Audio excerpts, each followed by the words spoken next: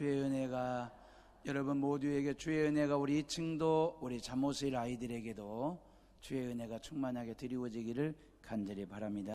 마틴 루터가 로마 캐톨릭의 타락과 부패한 신앙을 개혁하고자 95개 조항 공개 토론 제목을 비텐베르그 대학교 부속 성당 정문 입구에 붙이면서 시작된 신앙개혁 운동이 종교개혁이 된 것입니다.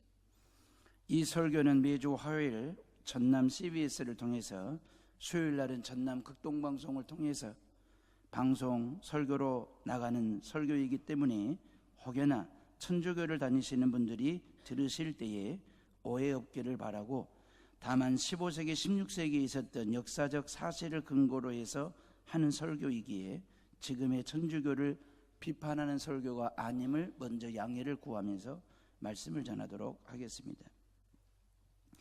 중세 로마 캐톨릭은 성경이라는 궤도에서 벗어나 교황 무호서를 주장했습니다.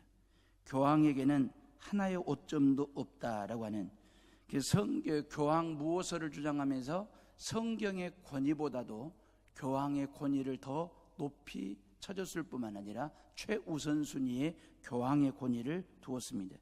그레고리 7세의 힐데 브란트 교황은요, 하늘의 태양이 두 개일 수 없는 것처럼 땅에도 왕이 둘일 수 없다.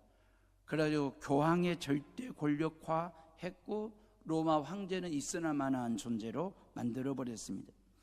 하나님이라는 궤도, 성경이라는 복음이라는 궤도에서 이탈해가지고 교회 안에 우상적 요소를 받아들이면서 세속적이고도 형식적인 종교로 타락을 한, 그게 바로 미사, 그렇게 드려진 예배 말입니다.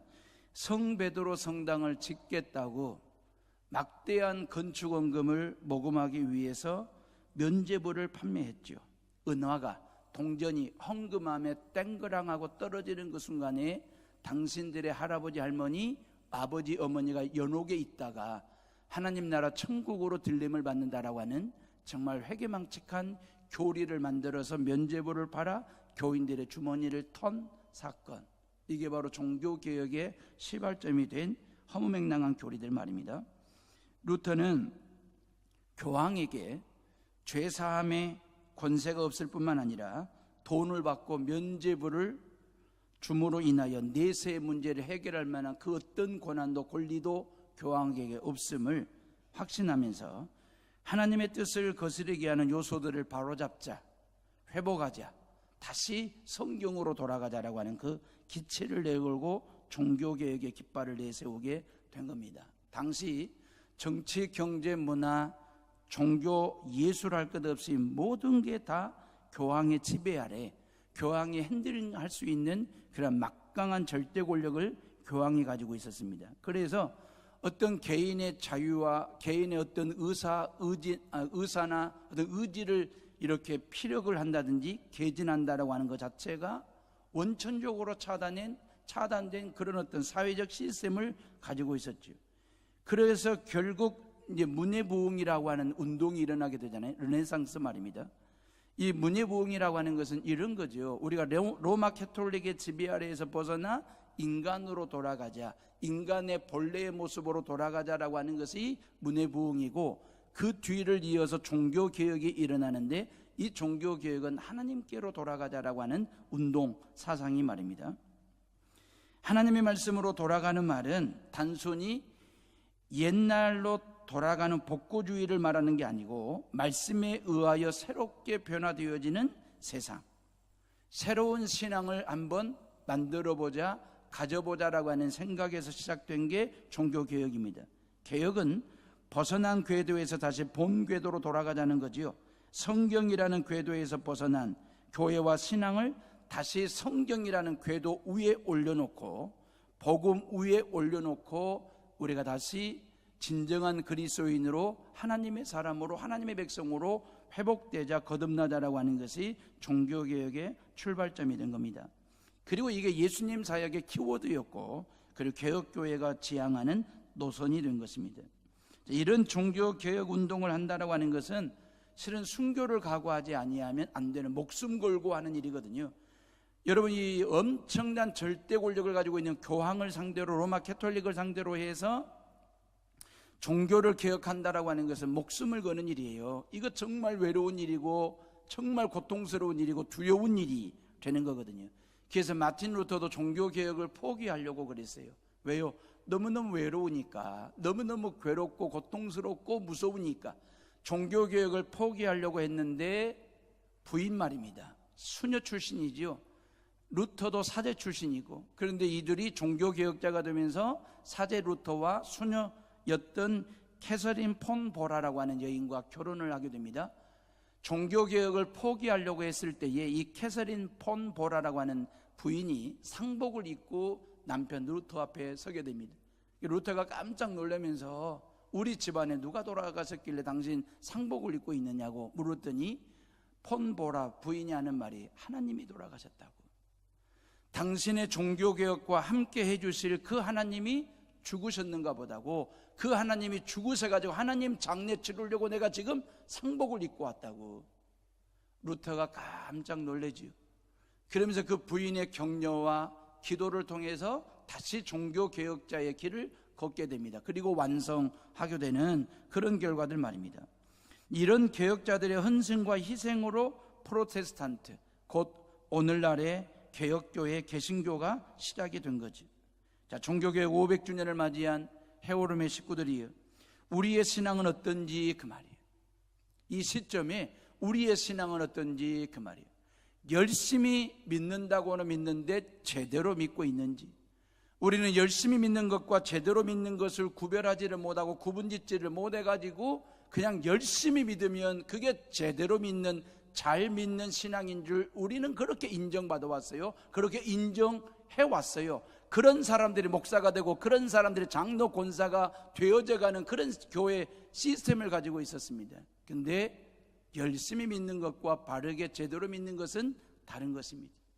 이 종교개혁 500주년을 맞이해서 각자 개인의 신앙의 갱신, 이건 뭐냐면 내가 하나님을 믿는데 열심히 믿는 것보다도 제대로 믿고 있는지, 바르게 믿고 있는지, 잘 믿고 있는지 말이에요.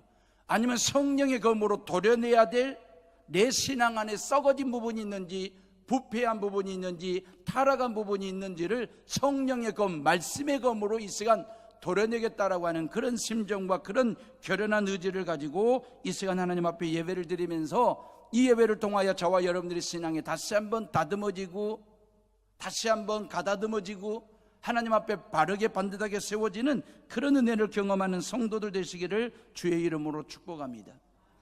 종교개혁자들이 목숨 걸고 외쳤던 5가지 솔라가 있습니다. 그 솔라 5가지를 생각하면서 이 시간 우리의 신앙을 점검하는 시간이 되기를 바라고요. 라틴어로 솔라라고 하는 말은 오직이라는 말입니다. 이 오직이라는 솔라, 이 단어 뒤에 어떤 단어가 붙느냐에 따라서 솔루스 아니면 솔리라고 하는 말로 조금씩 변형이 되긴 하는데, 첫 번째 원리가 뭐냐면 솔라 피데입니다. 오직 믿음으로, 그 말입니다. 따라서 합시다. 오직 믿음으로. 라틴어로는 솔라 피데, 그 말이거든요. 이 솔라 피데는 성경의 가장 중요한 핵심 진리입니다. 죄인된 저와 여러분들이 죄 사함 받고 하나님의 자녀가 되고 천국 백성이 되고 구원받는 데 있어서 오직 믿음으로만 가능하다, 그 말이에요. 하나님의 아들 되신 예수 그리스도, 그 예수 그리스도께서 우리 가운데 인간의 몸을 입고 오셨고 성육신하신 그 예수 그리스도께서 인류의 모든 죄를 짊어지고 십자가 위에 오르시고 못 박혀 피 흘려 죽으시고 3일 만에 부활하신 그 예수 그리스도를 오직 믿을 때에 솔라 피데, 믿을 때만이 저와 여러분들에게 진정한 신앙과 구원의 은혜가 주어진다라고 하는 게 종교개혁자들의 첫 번째 원리입니다. 솔라 피데, 그 말입니다. 당시 로마 캐톨릭은 인간의 선행이나 고행으로도 얼마든지 구원받을 수 있다라고 하는 교리를 가지고 있었습니다. 루터도 이런 믿음을 가지고 말이에요, 로마에 가가지고 라테란 성당의 빌라도 계단 말입니다. 빌라도 계단을 무릎으로 기어 올라갔거든요. 그럼 무릎으로 그 돌 계단을 기어 올라갈 때에 얼마나 무릎이 아프고 고통스러웠겠습니까? 근데 로마 캐톨릭의 교리가 뭡니까? 인간의 고행을 통해서도 얼마든지 구원받을 수 있다라고 하는 그 교리를 믿고 루터도 말이에요, 무릎으로 빌라도 계단을 기어 오르면서 주기도문을 암송하고 주기도문을 암송하면서 마음속에 어떤 확신이 있었냐면, 내가 이런 고행을 하고 내가 이런 노력을 하면 우리 할아버지 할머니가 연옥에 있다가 하나님 나라 천국으로 들림받을 거다라고 하는 확신을 가지고 무릎으로 그 빌라도 계단을, 돌 계단을 기어 올라간 것입니다. 근데 마지막 계단까지 올라갔는데 우리 할아버지 할머니가 천국 갔다라고 하는 확신이 마음속에 들지를 않았습니다. 낙심도 됐고 절망스러웠습니다. 그때 하나님께서 마틴 루터에게 들려주신 하나님의 메시지 음성이 뭐냐면, 이게 로마서 1장 17절 말씀인데, 이 시간 저와 여러분들이 다시 한번 이 개혁자 마틴 루터의 심장과 심정을 가지고 이 17절 말씀을 다시 한번 개혁자의 심정으로 다시 한번 읽어보도록 하겠습니다. 시작. 복음에는 하나님의 의가 나타나서 믿음으로 믿음에 이르게 하나니 기록된 바 오직 의인은 믿음으로 말미암아 살리라 함과 같으니라. 할렐루야. 인간의 고통으로 구원받는 게 아니라 예수 그리스도의 십자가의 고통으로 구원받는 것입니다. 저와 여러분들이 어떤 땀 흘림과 수고함과 애씀과 어떤 노력과 공로로 구원받는 것이 아니라 저와 여러분들의 구원은 오직 예수 그리스도의 십자가의 죽음과 부활을 믿을 때에 솔라 피데, 믿을 때에 구원이 이루어진다는 사실을 믿으시기를 주의 이름으로 축복합니다. 기독교와 타종교의 차이, 근본적인 차이가 뭔지 아십니까? 이 구원론, 구원관에서 근본적인 차이가 있어요. 타종교는 인간의 공로와 인간의 노력에 의해서 구원받을 수 있다고 하는 여지를 열어놓았습니다. 근데 기독교는 말입니다, 0.0001%도 여러분들의 수고와 여러분들의 노력과 여러분들의 공로를 원치 않습니다. 죄사함 받고 하나님의 자녀가 되고 구원받는 데 있어서 오직 믿음으로만, 할렐루야, 오직 믿음으로 구원받았다는 사실을 믿으시기를 주의 이름으로 축복합니다. 두 번째 원리는 솔루스 크리스투스라고 얘기하는데, 오직 그리스도, 그 말이거든요. 따라서 합시다. 오직 그리스도. 여러분, 하나님의 은혜는 어떻게 오느냐라고 하는 얘기거든요. 하나님의 은혜는 어떻게 오느냐? 다시 말하면 중세 로마 가톨릭은 사제들을 통해서 하나님의 은혜가 주어진다라고 가르쳤어요. 사제들을 통해서 하나님의 은혜가 주어진다. 그래서 사제들 앞에서 고해성사를 하는 거예요. 그 로마 가톨릭은 7성례를 가지고 있습니다. 우리는 2가지 성례만 하지요. 개신교는 세례와 성찬 말입니다. 그런데 우리는 이 세례와 성찬 2가지 성례를 구원과 별개로 이야기를 합니다. 개신교는. 그런데 로마 가톨릭은요, 이 7성례를 통해서 구원이 가능하다라고 이야기를 하거든요. 7성례가 뭐냐면 세례와 입교, 성찬과 고해 성사요, 결혼, 그 다음에 또 하나가 성직자, 임직과 병자, 도유라고 하는 이 7가지 7성례를 통해서 구원받을 수 있다라고 하는 7성례 신학이 로마 가톨릭에 있습니다. 다시 말하면 이 7성례가 없이는 구원이 불가능하다라고 하는 교리를 가지고 있거든요. 개신교는 구원과 성례를 엄격하게 구분합니다. 구원은 오직 하나님의 뜻에 달린 것이고, 성례는 구원의 은혜가 성도들에게 전달되는 가시적 수단일 뿐이라는 것이 개혁교회의 주장이거든요. 그런데 가톨릭은 이걸 은혜의 효과적인 표지 아니면 구원의 수단으로 7성례를 이야기하거든요. 이게 7성례라는 정해진 형식과 재료를 가지고, 뭔 재료인지 아시겠죠? 형식과 재료를 가지고 집례하면 하나님이 반드시 은혜를 주신다. 이게 사효성의 원리입니다. 이 사효성의 원리를 지금도 가지고 있어요. 이런 7성례에 참여하기만 하면 하나님의 은혜와 은혜의 효력을 자동으로 받는다라고 하는 그런 교리 말입니다. 그러나 루터는 이런 7성례에 매일 참여를 했고 본인이 집례를 해봐도 하나님의 은혜는 7성례를 통해서 주어지지 않는다는 걸 확인한 거예요. 사랑하는 에오롬의 식구들이요, 하나님의 은혜는 오직 예수 그리스도를 통해서만 주어진다는 사실을 믿으시기를 주의 이름으로 축복합니다. 예수님과 우리 사이에 교황이 있으면 안 돼요.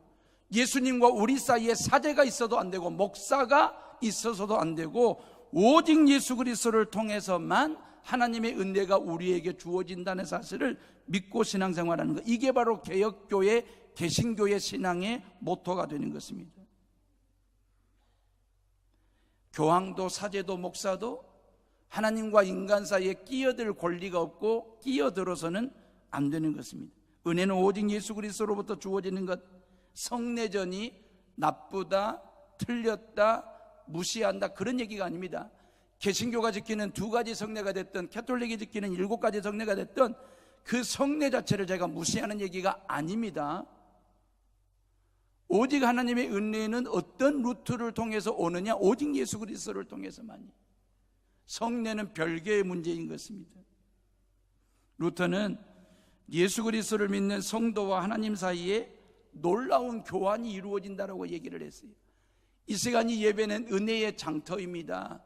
복음의 장터가 되는 거예요. 이 시간 저와 여러분들이 하나님의 성전에 나와 장을 보고 있는 시간이에요. 이 예배를 통하여 하나님이 내게 주실, 공짜로 거저 은혜로 선물로 주실 찬송의 기쁨을 내가 챙기고, 기도응답의 복을 내가 챙기고, 말씀의 능력을 내가 챙기고, 하나님이 내게 주신 걸 바리바리 챙기는 시간, 은혜의 장터 말입니다. 내가 하나님 앞에 나와 하나님 앞에 드리는 게 뭐가 있겠습니까? 하나님께서 우리에게 원하시는 것이 얼마나 귀한 것, 좋은 것, 값진 것, 비싼 걸 원하시겠습니까? 아니지 않습니까? 저와 여러분들의 지난 한 주간의 삶은 얼마나 부족하기 짝이 없고, 연약하기 그지 없고, 흠과 흉과 티와 털면 먼지가 날 만한 지저분한 모습으로, 부끄러운 모습으로 하나님의 성전에 나와, 하나님, 나의 이러한 부족한 모습, 연약한 모습, 부끄러운 모습을 이 시간 하나님 앞에 드리고, 하나님께서 내게 주신 걸 교환, 이 은혜의 장터, 예배의 장터에서 말입니다. 그래서 주일 성수가 필요한 거예요. 그래서 하나님 앞에 예배를 드려야 되는 거예요. 왜? 하나님이 내게 주신 걸 바리바리 챙겨가지고 세상으로 나아가 그거 펼쳐놓고 그 은혜, 그 말씀, 그 사랑, 그 기도 응답의 능력을 이웃과 함께 나누고 더불어 덕스럽게 살아가는 데 있어서의 출발은 이 예배로부터 시작되기 때문에, 솔루스 크리스투스, 오직 그리스도로 은혜가 주어진다는 사실. 세 번째 원리는 솔라 스크립투라라고 얘기하는데, 오직 성경으로, 그 말입니다. 따라서 합시다. 오직 성경으로. 예, 중세의 모든 권세는 로마 캐톨릭에 집중되어 있었습니다. 예, 권세와 권력을 로마 캐톨릭을 통하지 않으면 해석이 안 되는 거예요. 그만큼 막강한 절대 권력을 로마 교황청이 가지고 있었죠. 바티칸 말입니다. 그러면서 교회가 지금의 66권의 성경을 정경으로 결정을 했어요. 그러니까 우리가 가지고 있는 성경 66권이 정경이고 외경이라는 게 따로 있잖아요. 이 66권 성경을 정경으로 결정하는 데 있어서 누가 있냐면 로마 캐톨릭 교회가 그 결정을 내린 거예요. 교회가 성경을 66권으로 결정했기 때문에 성경의 권위보다도 교황의 권위가 더 높다라고 하는 이 자가당착의 허무맹랑한 교리에 빠져든 게 15세기 로마 캐톨릭의 모습입니다. 그러다 보니까 모든 권력이 로마 교황에게 집중될 수밖에 없는, 왜냐하면 성경 위에 앉은 존재가 됐잖아요. 성경의 권위보다 더 높은 권위를 가지고 있는, 그래서 그 교황은 성경 해석권, 전통 해석권, 교부 해석권, 종교회의 해석권, 심지어 교리를 만들어내는 권리까지 쥐고 있는 무소불위의 절대 권력자가 바로 교황이 되었으니까, 교황은 교회의 머리가 되었습니다. 교회의 주인 노릇을 교황이 했습니다. 예수님은 온데간데 없이. 그런데 종교개혁자들은 성경의 권위를 가장 높은 곳에 둔 거예요. 최우선의 성경의 권위를 둔 것입니다. 로마 캐톨릭 교회가 이 성경 66권을 정경으로 결정한 것은 교황에게 그런 권위가 있어서 결정한 게 아니라 성경 자체에 그만한 권위가 있기 때문에 교회는 66권을 정경으로 결정할 수밖에 없었다라고 하는 게 종교개혁자들의 주장이죠. 무슨 얘기인지 아시겠죠? 다시 말하면 로마 캐톨릭은 우리가 성경을 66권으로 결정했으니까 성경의 권위보다도 교황의 권위가 더 높아, 이렇게 얘기하는 거고, 종교개혁자들은 아니다, 성경 자체에 그만한 권위가 있기 때문에 66권으로 결정한 것이다 라고 하는 이야기 말입니다. 그러면서 교황은 평신도들에게 성경 주는 것을 철저하게 막았습니다. 근데 종교개혁자들은 라틴어로 된 성경을 독일어로 번역을 했습니다. 그때 마침 인쇄술이 개발돼 가지고 인쇄술이 발달돼 가지고 그러니까 종교개혁이 성공이 완성이 되기까지는 주변에 여러 가지 많은 문해부흥이 일어났죠. 터다지기가 시작됐지 않습니까? 그리고 종교개혁이 일어났지 않습니까? 그리고 성경을 모든 평신도들에게 독일어로 해석해서 나눠줄 수 있는 인쇄술이 발달이 되면서 종교개혁의 완성을 이루게 되는 시너지 효과 말입니다. 성경에도 없는 면죄부를 만들어 가지고 팔았으니까 사기죠. 종교 사기꾼들이 사기를 친 것입니다. 백성들은 사기를 당한 것이고요. 면죄부를 팔아가지고 교인들의 주머니를 털었어요. 성경의 권위보다도 교황의 권위를 더 높이 올려놓고 별 이상한 짓을 다 한 겁니다. 루터는 성도들이 믿고 따라야 될 권위는 교황의 권위가 아니라 성경의 권위고 하나님의 권위라고 주장을 한 것입니다. 로마 캐톨릭 입장에서는 루터가 사기친다라고 그렇게 이야기를 했거든요. 그러면서 1519년 7월에 로마 캐톨릭은 말입니다, 가장 유명한 캐톨릭 학자였던 교수였던 존 에크를 루터에게 보냅니다. 그러면서 존 에크와 루터가 라이프치히라고 하는 지역에서 도시에서 논쟁을 하게 돼요. 이게 교회 역사의 가장 중요한 라이프치히 논쟁이 되는 것입니다. 로마 캐톨릭을 대변하는 캐톨릭 학자 존 에크가 루터와 논쟁을 할 때에 존 에크는 항상 말의 시작을 뭘로 시작하냐면 교황님께서 이르시되 그렇게 시작했어요. 루터는요, 성경이 말씀하시기를 이렇게 시작했습니다. 존 에크가 말하는 교황님께서 말씀하시기를 이르시되 그게 진리입니까? 아니면 마틴 루터가 말하는 성경이 말씀하시기를 그게 진리입니까? 루터가 존 에크에게 일격을 가하지요. 뭐라고 얘기했냐면, 당신은 마귀가 십자가를 피해가듯 당신은 성경을 피해가고 있습니다 라고 얘기하면서 성경을 아는 평신도가 성경을 모르는 교황보다도 훨씬 더 신령하다라고 이야기를 했습니다. 아프리카에서 사람을 잡아먹던 식인종 추장이 예수님을 믿고 새 사람이 되었습니다. 그럼 사람 잡아먹는 식인종이 추장이 예수님 믿고 새 사람이 되었다면 어떤 모습이 새 사람이 된 걸까요? 사람 안 잡아먹는 것만 해도 새 사람 된 거죠. 완전히 새 사람이 되었습니다. 백인 상인이 상업차 아프리카를 방문해서 그 식인종 추장을 찾아갔습니다. 백인 상인이 찾아가서 봤더니 그날도 추장은 말입니다, 열심히 성경책을 읽고 있더라는 거예요. 상업차 찾아간 그 백인 상인이 경멸하는 태도로 성경은 옛날 과학과 인문사회학이 발달되지 못한 시대에나 보던 구시대적인 책이요, 지금같이 과학이 발달된 시대에는 그런 성경책은 볼 필요가 없습니다, 경멸하듯이. 그렇게 얘기를 하니까 그 식인종 추장이 한참 동안 백인 상인을 이렇게 쳐다보다가 뭐라고 얘기했냐면, 만일 성경이 내 마음속에 들어오지 아니했으면 당신은 지금 내 뱃속에 들어왔을 거요. 세상은 변하여도 하나님의 생명의 말씀은 변할 수 없어. 이 말씀이 사람을 잡아먹던 우리의 마음을 새롭게 만든 것이지 과학이 결코 우리를 변화시키지 못했어. 생명의 말씀, 하나님의 말씀이 우리를 변화시킨 거요. 솔라 스크립투라, 오직 성경으로 그 얘기가 된 겁니다. 네 번째, 솔라는 오직 은혜, 솔라 그라티아입니다. 따라서 합시다. 오직 은혜. 자, 예수 그리스도를 믿음으로 구원받는다는 사실을 믿으셨어요. 솔라 피데 말입니다. 그렇다면 그 믿음은 누가 주신 거냐, 요 얘기죠. 그 믿음은 누가 주신 거냐. 믿음이 인간의 자유의지적 결단에 의해서 믿은 거니까 그 믿음의 출발이 나로부터 시작됐다는 생각을 많이들 합니다. 내가 예수님 믿었으니까 내가 예수님 믿고 구원받았으니까 그 구원은 나로부터. 믿음의 출발이 나로부터 그 말이에요. 하나님께서 우리를 창조하실 때 우리 안에 자유의지를 허락하셨거든요.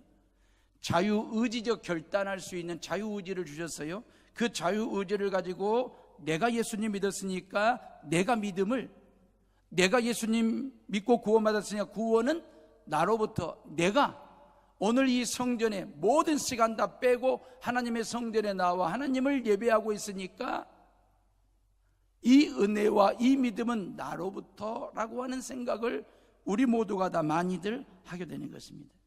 그런데 하나님이 은혜로 선물로 주신 그 믿음으로 구원을 받았는지, 저와 여러분들이 내 어떤 자유의지적 결정과 결단에 의한 그 믿음으로 구원받았는지, 아니면 하나님께서 나로 하여금 예수 그리스도를 믿을 수 있는 그 믿음을 은혜로 선물로 주신 그 믿음으로 내가 구원을 받았는지. 에베소서 2장 8절에 너희가 그 은혜를 인하여 믿음으로 말미암아 구원을 얻었나니 이것이 너희에게서 난 것이 아니요 하나님의 선물이라 그랬어요.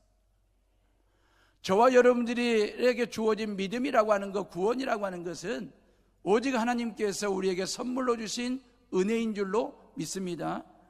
여러분, 로마 캐톨릭 신자들과 아나바프티스트들 말입니다. 재침례 교도들이거든요. 이런 사람들은 구원을 이루는 데 있어서 하나님께서 주신 50%의 은혜와 인간의 어떤 의지적 결단과 노력과 공로 50%가 합쳐져 가지고 100%의 구원을 이룰 수 있다라고 하는 교리를 가지고 있습니다. 이게 로마 캐톨릭이 이야기하는 공로 신앙입니다. 근데 개신교는 말이에요, 철저하게 인간의 어떤 자유의지, 인간의 노력과 땀 흘림과 애씀과 공로, 노력 다 철저하게 배제합니다. 오직 하나님의 은혜로만, 그 말이에요, 하나님이 내게 주신 선물로만 구원받을 수 있다라고 얘기하는 게 마틴 루터나 존 깔뱅이나 찌빙글레바 같은 이런 종교개혁자들이 외쳤던 개혁의 신앙 말입니다. 오직 은혜로 말이에요. 제가 예수님을 믿을 수 있었던 것은 제가 결단하고 믿은 것이 아니라 믿게 해주신 하나님의 은혜 때문입니다. 믿게 해주신 하나님의 은혜, 그 말이에요. 요한복음 1장 12절 이하, 영접하는 자 곧 그 이름을 믿는 자들에게 하나님의 자녀가 되는 권세를 주셨으니 이는 혈통으로나 육종으로 나지 아니하고 사람의 뜻으로 나지 아니하고 오직 하나님께로서 난 자들이니라 그랬어요. 하나님께로서 난, 그 말은 하나님의 은혜로 주어진 구원이고 믿음이다라고 하는 것입니다. 마지막 5번째 원리는 솔리데오 글로리아, 그 말, 오직 하나님께 영광을, 그 말이거든요. 따라서 합시다. 오직 하나님께 영광. 이는 하나님께서 거저주신 은혜이기 때문에 오직 하나님께 영광을 올려드릴 수 있는 거예요. 응당 하나님의 영광을 드러내야죠. 저와 여러분들이 하나님의 자녀가 되고 하나님의 백성이 되었고 구원받은 자녀가 된 그 이유, 바로 거기에는 하나님의 전적인 은혜로 된 것이니 응당 하나님께서 영광 받으셔야 되고 하나님께 영광 올려드리는 것이 당연한 것입니다. 사제가 가로채면 안 돼요. 교황이 가로채면 안 돼요. 목사가 중간에 이렇게 가로채면 절대 안 되는 것입니다. 오직 하나님께 영광, 하나님께 모든 영광을 올려드리는 성도들 되시기를 주의 이름으로 축복합니다. 이 예배도 하나님께 영광, 그 말, 여러분들이 불렀던 찬양 하나님께 영광, 하나님이 내게 주시는 이 말씀도 하나님께 영광, 하나님 앞에 드려질 모든 기도가 하나님께 영광. 여러분들의 일상생활 속에서, 여러분들의 직장생활이나 사업하시는 모든 일들, 여러분들의 일상생활 속 경험되어지고 주어지는 모든 은혜에 대해서 하나님께 오직 영광, 솔리 데오 글로리아라고 외쳐대는 성도들 되시기를, 너희가 먹든지 마시든지 무엇을 하든지 하나님의 영광을 위하여 하라, 그리 말씀하셨습니다. 어떤 사람이 한 말인데 그 사람이 바로 나다라고 하는 생각을 가지고 이 시간 들어보시기 바랍니다. 젊은 시절에 나는 혁명가였다. 그래서 나는 하나님께 늘 기도하기를, 하나님 내게 세상을 변화시킬 만한 능력도 지혜도 주십시오 라고 하나님 앞에 간절하게 기도하면서 젊은 시절을 혁명가로 살았다. 그러다가 어느 날 내 인생을 뒤돌아봤더니 인생 절반을 살아버린 중년이 되었더라. 그 중년된 나를 보면서 한 사람의 영혼도 변화시키지 못한 나 자신을 보면서 하나님께 드리는 기도를 바꾸었다. 하나님, 나를 비롯해서 우리 가족들과 내 일가 친척들이라도 변화시킬 수 있는 능력과 지혜를 달라고 하나님 앞에 간절하게 기도했다. 그러고 살고 또 살았더니 어느덧 나는 노년 늙은이가 되었다. 언제 죽을지 모르는 경각에 달린 그 생명을 가지고 하나님 앞에 나는 이렇게 기도를 바꿔 드렸다. 하나님, 나 자신을 고칠 은총과 능력을 주십시오. 나 자신을 고칠 만한 은총과 능력과 지혜를 주십시오. 내가 젊은 시절 처음부터 이 기도를 드렸더라면 내가 이 인생을 이렇게 허비하지는 않았을 텐데, 그렇게 독백하듯이 기도하더라, 그 말입니다. 모든 개혁은 나로부터 시작하는 것입니다. 내가 다시 성경으로 돌아가는 것입니다. 나를 다시 말씀이라는 궤도 위에 올려놓는 것입니다. 복음으로 돌아가서 다시 나 자신부터 회복하는 것이 진정한 신앙갱신이요 개혁이다라고 하는 것입니다. 남을 재는 잣대를 나한테 들이대보고 말이에요. 내 신앙은 바른지, 내 삶은 옳은지. 남을 쟀던 잣대를 나에게 들이대고 남에게 들이대는 날카로운 비판의 메스를 내게 가하여 내가 먼저 개혁되고 내가 먼저 갱신되어진다면, 내가 먼저 성화되어진다면 이게 나라냐?